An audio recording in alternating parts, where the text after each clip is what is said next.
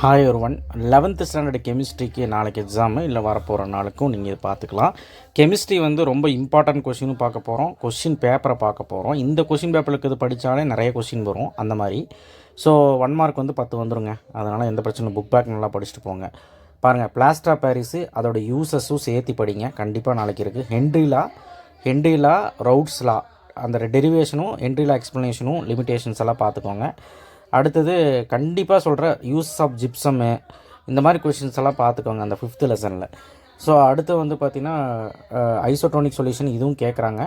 அப்புறம் bond formation பார்த்துக்கோங்க. ஃபஜான்ஸ் rule இது வந்து 5 மார்க்கில் கேட்க வேண்டியது 2 மார்க்கில் கேட்டு வச்சுருக்காங்க. 5 மார்க்கில் தான் கேட்பாங்க. வூட் Fittig reaction very very important. இந்த ரியாக்ஷனை கம்ப்ளீட் பண்ண சொல்லியிருக்கிறாங்க. அடுத்து ஐடியல் சொல்யூஷன் கேட்டிருக்காங்க. நமக்கு கொலிகேட்டிவ் ப்ராப்பர்ட்டி கேட்கலாம். வாட் ஆர் கொலிகேட்டிவ் ப்ராப்பர்ட்டி கேட்கலாம். ஸோ அடுத்தது ஆஸ்மோட்டிக் ப்ரெஷர் கேட்கலாம். ஸோ நார்மாலிட்டி மொலாலிட்டி அந்த கொஸ்டின்லாம் பார்த்துக்கோங்க. யூஸ் ஆஃப் ஸ்டார்டானியம் கேட்டிருக்காங்க. அது போல் வேறு எதாவது கேட்கலாம்.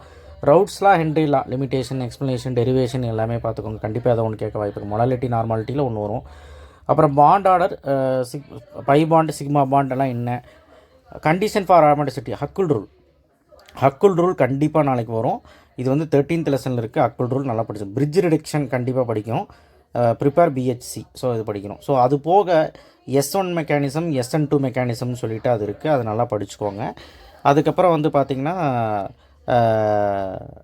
பெர்லியம் அலுமினியம் கண்டிப்பாக இதே மாதிரி லித்தியம் மெக்னீஷியம் இருக்குது. அதையும் படிக்கணும். கால்சியம் இப்போ பயாலஜிக்கு மட்டும் இம்பார்ட்டன்ஸ் ஆஃப் கால்சியம் அந்த இது கொஸ்டின் இருக்குது. அதையும் படிச்சு. யூஸ் ஆஃப் ஜிப்சம் கேட்க தான் செய்கிறாங்க. இந்த கொஸ்டின் கேட்குறாங்க.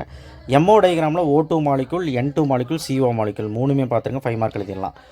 ரவுட்ஸ்லா அடுத்து ஸ்ட்ரக்சர் ஆஃப் பென்சின் கன்ஃபார்மாக வரும். அப்புறம் ஃபீடால் கிராஃப்ட் மார்கானிக் ஆஃப் ரூலும் கண்டிப்பாக வரும். ஃபீடால் கிராஃப்ட் ஸோ எல்லாமே இம்பார்ட்டன்ட் கொஸ்டின் தான் கேட்டிருக்காங்க. இந்த கொஸ்டின் பேப்பருக்கு இது படித்தாலே ஓரளவுக்கு ஒரு 20-25 மார்க் எடுக்கலான்னு பார்த்துக்கோங்களேன். அந்த மாதிரி கேட்டிருக்காங்க. ஸோ இருந்தாலும் ஃபைனல் மினிட் கொஸ்டின் சொல்லிட்டு டிஸ்கஷன் பாக்ஸில் உங்களுக்கு இம்பார்ட்டன்ட் கொஸ்டின் வச்சுருக்கேன். அந்த இம்பார்ட்டன்ட் கொஸ்டினை பார்த்துட்டு ஒரு முடிவுக்கு வாங்க. ஏன்னா அந்த இம்பார்ட்டன்ட் கொஸ்டின்ங்கிறது எல்லா லெசன்லையும் நான் கொடுத்துருக்குறேன். ஸோ உங்களுக்கு என்னென்ன போர்ஷன்ஸ் இருக்கோ அதை படிச்சிங்கனாலே போதும். லாஸ்ட் மினிட் கொஸ்டின் அதை மட்டும் படிச்சிங்கன்னா போதும். நல்ல மார்க் எடுக்கலாம்.